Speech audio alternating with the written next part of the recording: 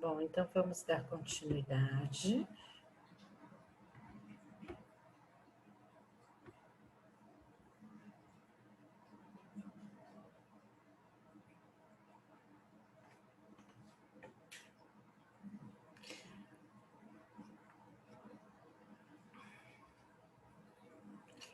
A gente estava falando do esvaziamento da bexiga, né? Então, a gente também deve esvaziar os dispenser, né, das sondas vesicais. Então, é muito importante que a gente faça isso para garantir que essa bolsa esteja vazia no ato do procedimento cirúrgico, porque ela muito cheia pode acabar rompendo, né, ou até mesmo tracionando a sonda no orifício da uretra.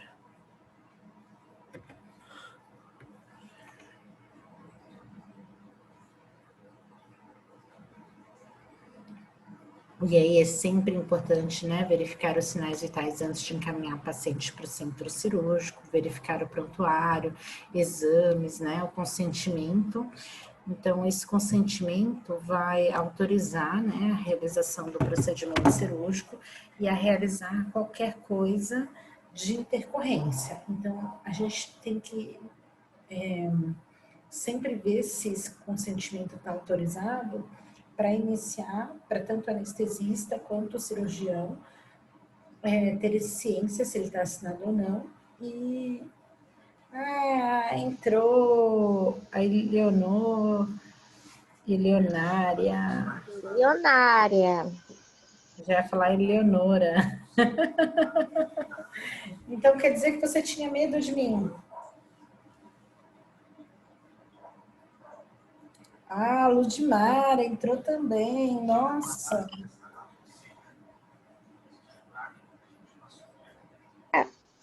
Não era bem um medo, né? As pessoas falavam, mas eu já ficava naquela, né? Mas falavam o quê? Olha, eu querendo saber Ah, de fofoca. que era brava. Que a senhora era ruim, que a senhora era brava. É. Mas eu acho que aqueles casos, né? Que tudo tem norma, tem regras, tem formas a ser cumprida e pessoas não aceitam isso, né? Então não sabe lidar. Aí juntam tudo, a professora, a matéria, tudo. Os alunos que seguiam, né, todos os padrões, todos os protocolos, não reclamavam, mas também, né, eles foram os primeiros, geralmente eu acabava pegando meio que a mesma turma, porque todo mundo meio que acabava fugindo de mim, sabe? Porque viam que caía comigo, eu falava, ai, professora, eu não posso de manhã, meu Deus, eu só posso final de semana, sabe? E aí a Bárbara aí acabava trocando, inventava uma história triste para sair do meu grupo. E aí acabavam ficando os mesmos alunos, né? Não sempre, né? Mas também tinha a questão do Emílio Ribas, que nós escolhíamos, né? Os alunos, não é que escolhíamos, mas a gente fazia uma pré-seleção dos alunos, né? Para ir para o Emílio Ribas. Então acabava sempre sendo aqueles grupinhos. Mas eles foram os primeiros a armar emprego. Então, eu acho que o problema não era eu, né? É que tudo tem regras, tudo é uma disciplina. E a geração de hoje não aceita nem regras, nem disciplina. Tu pegou sol, né? Eu? Um solzaço. Tá até Foi. brilhando. Foi. Eu acho assim, professora, foi igual quando minhas filhas, não foi eu que fiz a inscrição para o minicurso, não foi eu, foi minhas filhas. Uhum. Quando elas me inscreveram no minicurso, porque elas sabiam que eu tinha vontade de entrar para enfermagem, mas nunca tive condições. E também parei minha vida há 20 anos para ter uma família, né? Uhum. Aí, agora que Tipo, eu me separei e tal, minhas filhas já são casadas. Aí elas pegaram, me inscreveram no minicurso e falaram, mãe, ó, é dia tal, a senhora tem que estar lá no Adélia. Desse jeito. Eu falei, ah, é? Pra quê? Aí me falaram o que era. Eu falei, tá, eu vou. E fui. E quando eu fui, eu já tinha em mente que eu não ia entrar num curso para brincar de escolinha, sabe? Não ia fazer o curso porque minha mãe era enfermeira, porque minha mãe, minha tia. Não, eu entrei porque eu gosto e sou responsável, graças a Deus. Sei que eu não vou estar brincando de médico, vou lidar com vidas, assim como eu já trabalho com vidinhas de animais, que para mim são vidas igual a nossa. Também Então, acho. eu sou assim totalmente um amor platônico, sabe? E essa parte da senhora que a senhora deu da matéria, pô, eu gosto pra caramba, gosto muito mesmo, sabe? Então, para mim, eu não entrei para brincar de escolinha. Eu entrei para fazer o curso e para ser uma técnica de enfermagem. Então, eu não vim aqui para ver se a professora é ruim, se não é ruim. Cada um tem seu jeito de dar aula. Cada um tem seu jeito de dar aula. Vai de você se adequar, né? Assim, se você quer aprender, você vai aprender. Pra gente não foi fácil pegar essa maratona agora de Covid e estudar por vídeo. Foi É, muito porque difícil. muita gente, além de ter pouco acesso, ter só acesso no celular. Eu sei porque na minha família está passando por isso, né? A minha irmã não tem internet em casa, porque ela passava o dia inteiro na rua e ela só tinha internet no celular. E aí, com isso, ela está tendo que ficar indo na casa dos outros para assistir aula, porque não dá para ficar com a internet só do celular, não consegue, fica travando. Então, eu sei qual é a dificuldade. Tem muitos fatores e fora, né? Por exemplo, quando você sai e vai para a escola, tem alguém cuidando do seu filho, não tem marido enchendo o saco, não tem bicho, não tem nada disso, né? Então, a gente sabe essa dificuldade também, né? Que de ter uma concentração em casa é muito mais difícil. É muito difícil você ter um lugar reservado na sua casa para você conseguir estudar. Às vezes é em cima de uma cama que não tem onde você escrever, não tem onde você apoiar. A gente sabe que é difícil, que é complicado, né? Mas, infelizmente, né, todo mundo teve que se adequar. Para a gente, professores, também é muito difícil. No começo, o meu bebê ficava aqui em casa, ele escutava minha voz e chorava, entendeu? Então, e fora que a minha mãe, ela teve que sempre continuar saindo, resolvendo coisas dela, né? E aí eu ficava morrendo de medo. Meu bebê de 5 meses, 4 meses, é, ficar com ela, sendo que ela acabou de ir num banco, entendeu? Então, assim, a gente fica totalmente preocupado. Uma coisa muito, muito ruim. Foi ruim tanto para a gente quanto para vocês, né? Porque eu sei que imagina quem tem bebê pequeno, criança pequena, né? Porque, assim, na fase do meu filho ainda não fala, não corre, faz bagunça, mas faz bem menos, né? Porque uma criança, por exemplo, de 3, 4 anos, que corre, não para um minuto. Então, tudo isso acaba atrapalhando, né? Atrapalha os estudos. A gente sabe que ninguém... Eu sou uma pessoa que eu detesto estudar de forma online.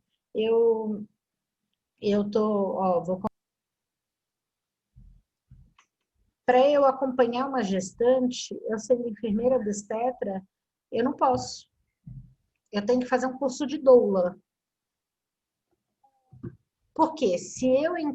Porque se eu, enfermeira obstetra, não trabalhar na instituição, se eu, enfermeira obstetra, não trabalhar na instituição, eu entro como acompanhante da paciente. E aí eu tiro o direito dela de ter um familiar, como um marido, uma mãe ou algo do gênero. Agora, se eu for doula, ela tem direito da doula e mais o acompanhante. É um absurdo, né? Já pensou? E aí, eu estou estudando essa ideia, né, do consultório de enfermagem. Estou estudando essa ideia do consultório de enfermagem e só que eu estou procurando cursos, né, de doula. Aí só tem curso online por causa da pandemia. E aí eu assim para o meu marido, nossa, que chato, meu, não quero estudar online, meu Deus. E é um curso assim de uma semana, coisa rapidinha. Aí meu marido assim, Monique, o que você vai aprender num curso de doula que você não saiba? Não saiba, Mas a senhora, como enfermeira, tem que fazer esse curso? Tem que ter esse diploma para conseguir acompanhar uma gestante durante o parto. Caramba! Super ruim, né? E aí, Porque o principal a senhora já tem, que é enfermeira, né? obstetra. Obstetra, caramba! Aí eu tô vendo esses cursos, mas para mim também eu detesto, né? Porque não é a mesma coisa, né? De você estar Por dentro aqui da... tem, professora? Oi? Por aqui na Baixada tem? Então, a gente tem vários cursos, mas eles estão suspensos, né? Estão sendo de Sim, forma online. O que eu mas tem aqui. tenho, Ah, tá. mas eu queria fazer em São Paulo. Eu pensei que só tivesse em São Paulo. Eu queria. Os cursos da Baixada estão todos suspensos, nem online está tendo. Mas Eita, eu estava procurando em São Paulo. Aí eu achei uma rede, né, de São Paulo que estava fazendo esse curso. Aí eu estava pesquisando com eles. Mas é assim, é um tá valor. online também. Oi? Mas tá online. Tá online. Tá online, mas depois eles te encaminham para 3 gestantes para você fazer o acompanhamento, né? Geralmente as gestantes que estão próximas do parto. Minha patroa tá fazendo oftalmologia, né? Hum. De bichinho. E tá suspenso também. E é só uma vez, 3 dias no mês que ela vai. E tá suspenso. Muitas suspenderam, muitos locais acabaram suspendendo, mas é super ruim, né? Porque assim, querendo ou não, às vezes a gente acha que sabe tudo e não sabe, né? Não. Então, eu queria fazer para tentar, né, ver se eu conseguia ir para frente com esse consultório. É porque eu tenho, Legal isso aí, legal. mas essa área é bem interessante. Ela também dá vários cursos na questão de muita gente. Eu estava até comentando com os alunos do segundo módulo, né? Eu não sei se eu comentei aqui com vocês, mas muita gente, principalmente agora, né, que não está podendo trabalhar na enfermagem, né, justamente pela conta da pandemia, trabalhar como babá, né? Então, é uma coisa que agora está muito em alta, né? Porque os pais eles tiveram que voltar a trabalhar, mas eles não têm as escolas, ou não sentem segurança em mandar as crianças para as escolas. E essa minha amiga, ela deu um curso, ela acho que ela faz todo mês, um curso a respeito de justamente de cuidados, né, com o bebê. Cuidados com Aham. bebê, com criança maior, quanto tempo tem que dormir, dependendo de cada fase, como que é o tipo de alimentação, como que a gente faz testes neurológicos. Então, é bem interessante para quem quer se diferenciar enquanto não pode, né, terminar os estágios, enquanto não pode dar continuidade no técnico, né? É uma forma de arrumar um dinheiro, principalmente quem não está trabalhando, né? Porque está tudo fechado, está tudo fechando. Professora, a senhora que está mais assim por dentro que nós, a senhora acha que até o meio do ano eles liberam para a gente fazer estágio? Eu acho que só vão liberar depois que todo mundo estiver vacinado.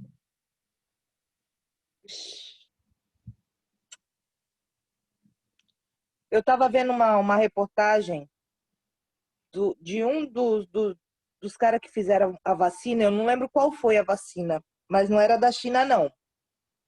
Ele falou que o Covid tem 8 mutações e a vacina veio só para uma das mutações. Infelizmente, a gente vai ter que lidar com isso por longos períodos, né? Eu acho que agora é pro resto da vida, né, professor? Igual a influenza e a H1N1, né? Exatamente. Uma coisa que a gente tinha falado é questão que é vírus. O vírus, ele é mutativo, né? E o vírus sendo mutativo, a gente tem o que o vírus pega, né? Por que a gente toma a vacina da gripe, né? Principalmente os idosos, quem trabalha na área da saúde, quem entra mais em contato. É justamente para a gente combater as formas graves. Então, uma grande população, ela fica com gripe. Uma grande população, não é? Principalmente quando muda a temperatura, quando fica mais frio, que as pessoas começam a fechar mais as janelas, não deixar arejar, e aí as pessoas elas acabam ficando gripadas. Então, não é por causa do frio. Eu esses dias, né, tava super calor, e aí não, eu fui viajar, e aí eu coloquei meu bebê na piscina. Minha mãe, meu Deus, ele vai pegar friagem, vai ficar gripado. Falei, mãe, a gripe vem do vírus. Aí até eu explicar para ela que ficar descalço não causa gripe, aí eu falei, tá bom, tá. Esquece, porque não adianta explicar. Ela falou, mãe, a gripe vem de vírus, né? Então não é porque a criança está no molhado, não é porque a criança chupou um sorvete que ela vai ficar com dor de garganta. Não é por causa disso que ela vai ficar com dor de garganta. É que a gente tem esse hábito, né? Mas geralmente, por que a pessoa fica com dor de garganta? Porque bota a mão nas coisas, bota na boca, o vírus vem na boca, e aí acaba indo para a garganta e outros locais. E aí a pessoa acaba se sentindo gripada, resfriada. Não é porque pegou uma corrente de ar. Não é porque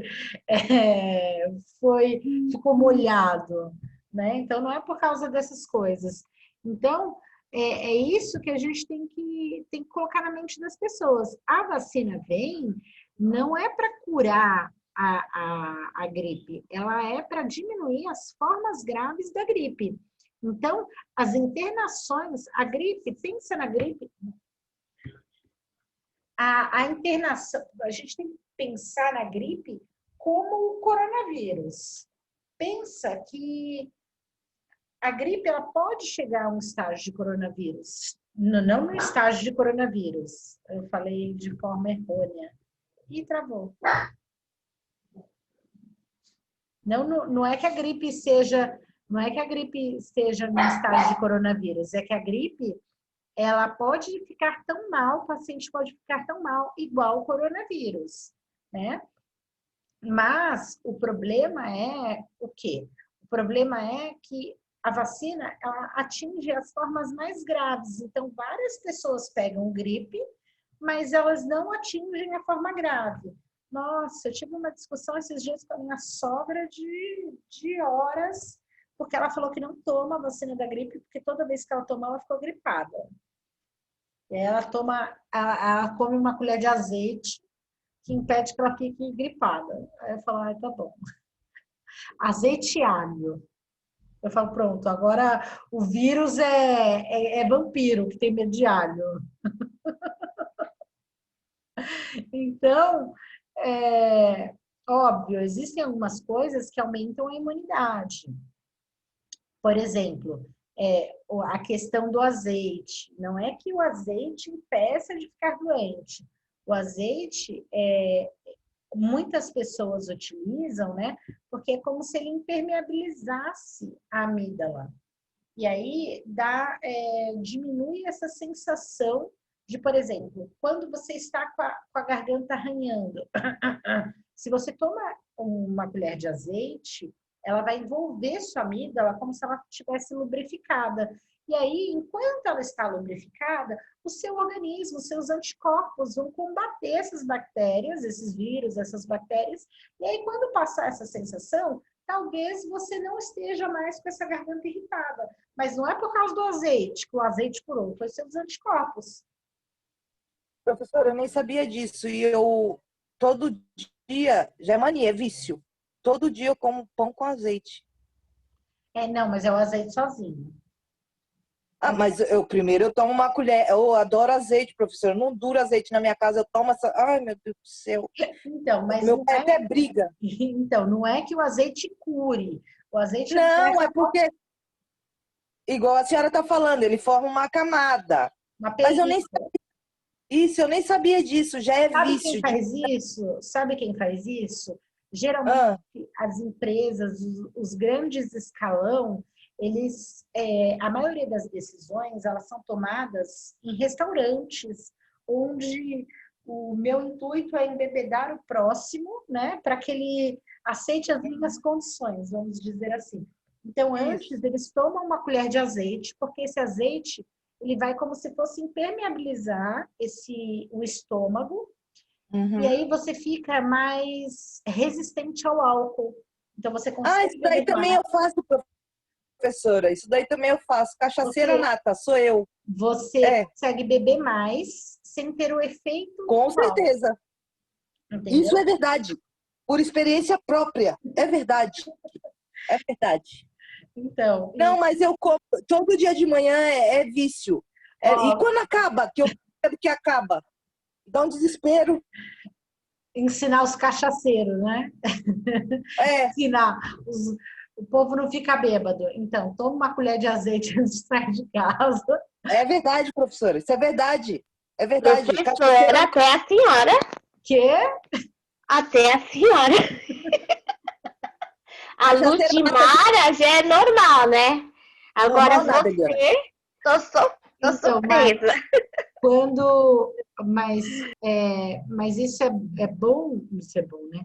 Isso geralmente as pessoas de grande escalão eles fazem em reuniões para eles ficarem sóbrios nas reuniões, porque Não, sem rodeadas brincadeira, de uísque. sem brincadeira, eu tenho eu não sei se é vício, não sei o que que é, mas Sabe? de manhã é uma colher de azeite e pão com azeite. Eu não como pão com manteiga de manhã, é pão com azeite. Ai, que delícia. É mó gostoso, professora. Isso é, olha, quando eu vejo que eu chego lá na cozinha e não tenho meu azeite, eu fico virada no siri. Fico doida. É mania. É igual meu pai. Meu pai toma café quando ele tá resfriado. Outra coisa, professora. Povo do norte é assim. Meu pai é do norte e tudo para ele é para imunidade. Café com uma colherinha de manteiga, é bom pro pulmão. A soltar. Nunca vi isso. Olha, professora, só Jesus. Aí, agora, porque do coronavírus, é o leite com mel. Aí de manhã vai lá, esquenta o leite, põe uma colherzona de mel dentro do... Ai, que coisa ruim. Põe uma colherzona de mel dentro do leite, toma aquele leite quente com mel. Fala que é pro pulmão. Tudo para ele é pro pulmão. 70 anos tem a criatura. Eu tô morando com ele. O mel é antibactericida, né? Então, o mel, ele tem ações anti-inflamatórias, antibactericida, que auxiliam, né, na recuperação tecidual. Tanto é que algumas placas de hidrocoloide, já ouviram falar? Aquelas placas que a gente coloca para evitar que a pele rompa, ou até mesmo para tratar lesão de segundo grau, úlceras por pressão, lesão por pressão de segundo grau. Elas são à base de mel. É, É. que legal. Eles têm alba. Alba é como se fosse a casinha da abelha, a colmeia. Eles usam partes dessa colmeia para fazer esse tipo de curativo. Deixa eu ver se eu encontro aqui, peraí, para mostrar para vocês como que é essa placa. Não gosto de mel, não. É bom Gosto não. mel, menina. Ai, não gosto não. Ele agora acabou de fazer dois copão de vitamina para mim de banana, com banana, maçã e beterraba. Tive que tomar por livre e espontânea pressão. É bom pro pulmão, tudo é bom pro pulmão. Ó, eu acho que vocês já devem ter visto essas placas. Espera aí. É da casinha da abelha? É feito da casinha da abelha. Ó,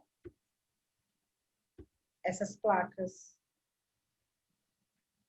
Ah, tá. Essas placas de hidrocoloide, elas servem tanto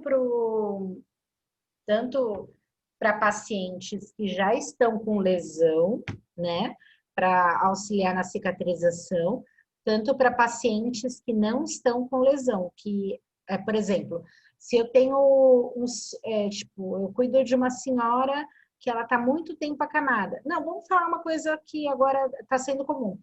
É um jovem que está na UTI entubado. Ele não tem,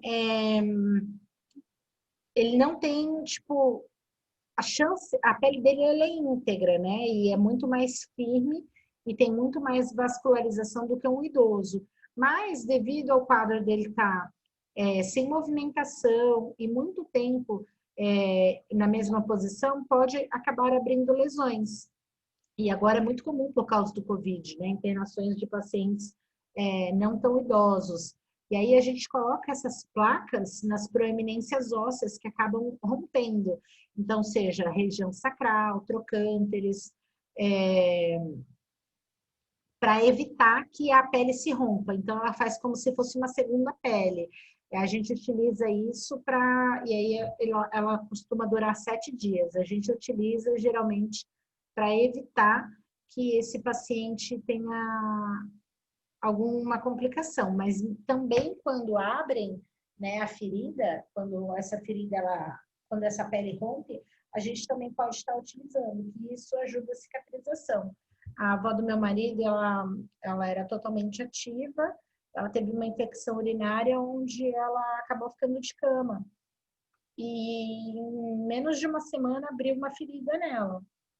Pele de idoso, né? Totalmente fragilizada. E aí,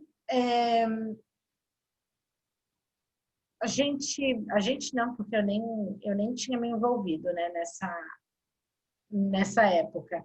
Mas a ferida começou a aumentar, e o pessoal, e é por isso a importância de o cuidador ter um curso, né? Ou não precisa necessariamente ser um técnico de enfermagem, mas se ele tiver algo como algum tipo de conhecimento na área, isso já facilita. Por quê? Porque é onde a gente acaba, como que é o nome? Auxiliando no tratamento desse paciente. As cuidadoras eram pessoas que resolveram cuidar de idosos. E elas não tinham conhecimento nenhum. Então, elas não limpavam a ferida, porque elas achavam que ia machucar. Então, elas jogavam um pouquinho de água e só davam umas batidinhas com a toalha. Eu falei, não é assim, entendeu? Então, assim, só depois da ferida muito aberta que eu acabei, porque era no meio da pandemia, né? Que acabou acontecendo isso. Então, aí eu acabei indo lá, dando a orientação, eu comprei essas placas, para a gente, como elas duram 7 dias, eu comprei 3, 7, 14, 21, né? Que eu achei que duraria 21 dias, mas as cuidadoras acabaram retirando a placa antes. Então, acaba não durando tanto tempo, mas em menos de um mês, se pensar numa pessoa idosa, um mês é pouco tempo, né? Para recuperação desse tecido. A ferida fechou por completo, está totalmente fechada.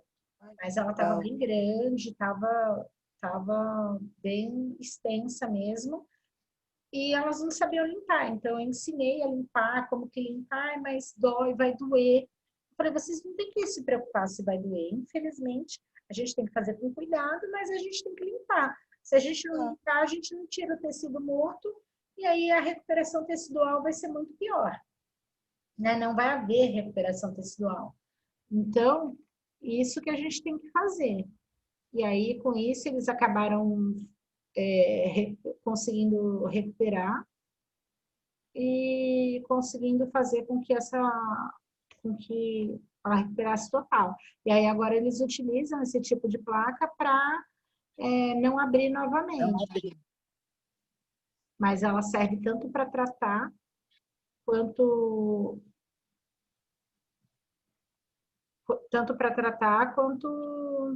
Não deixa abrir. para não abrir. E ela tem mel. A base Não dela é gosto. Não gosto de mel, não. Uh-uh. Não gosto. Em nada, tipo, doce, nada com mel, não gosto.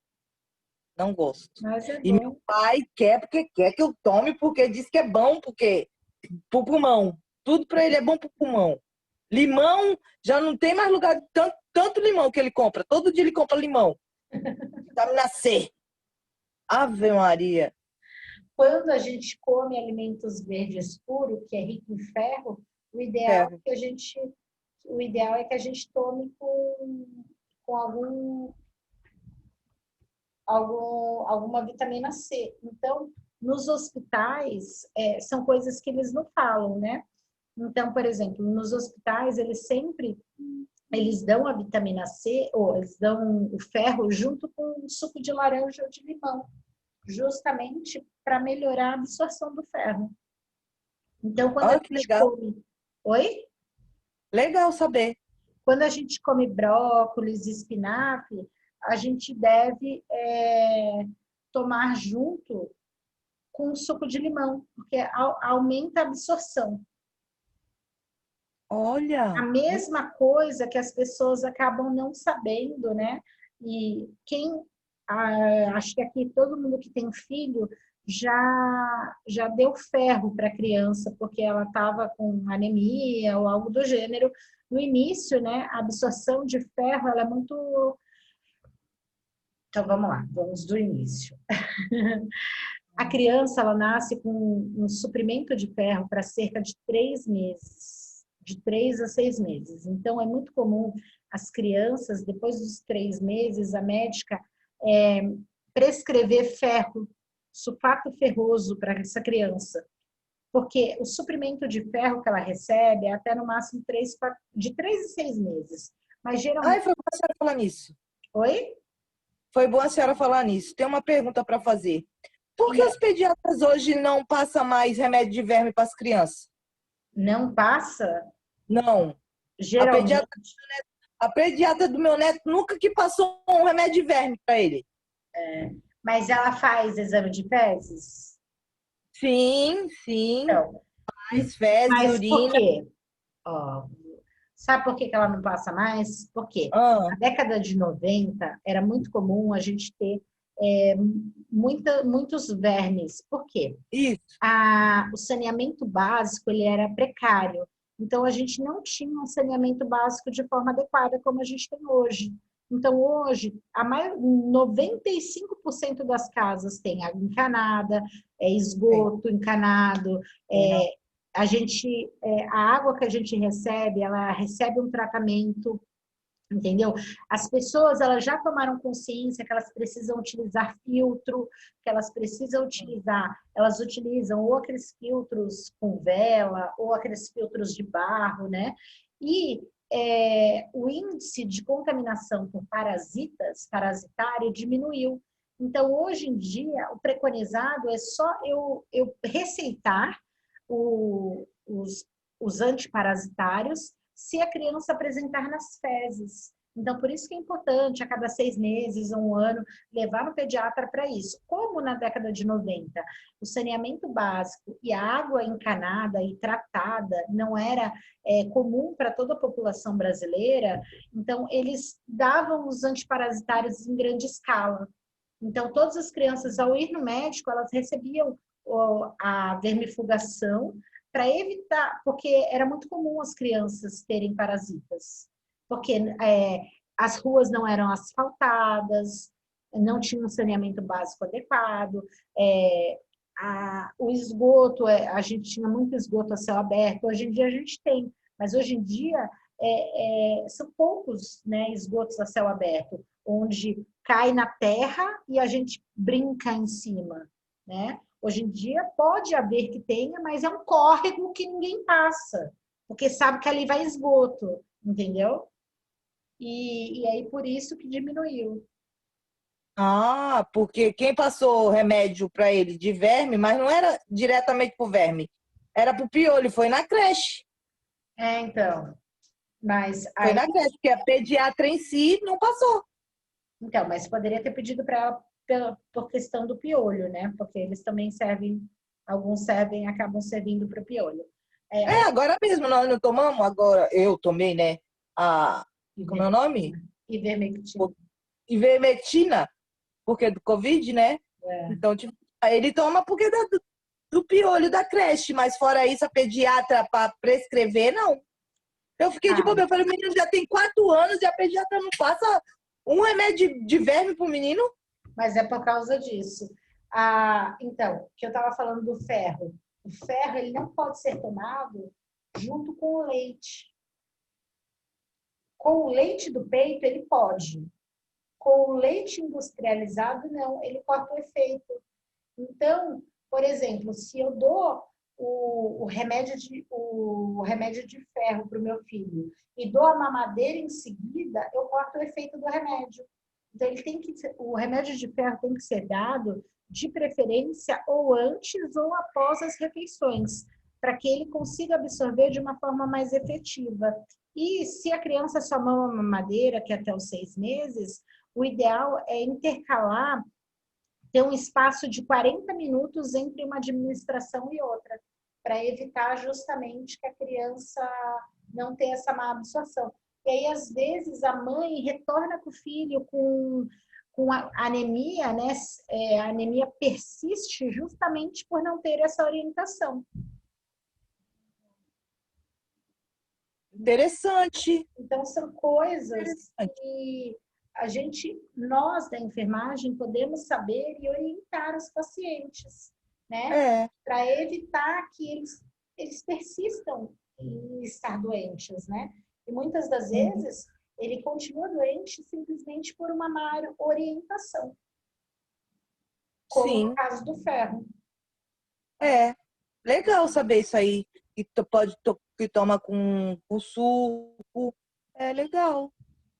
Muito bom saber. Então.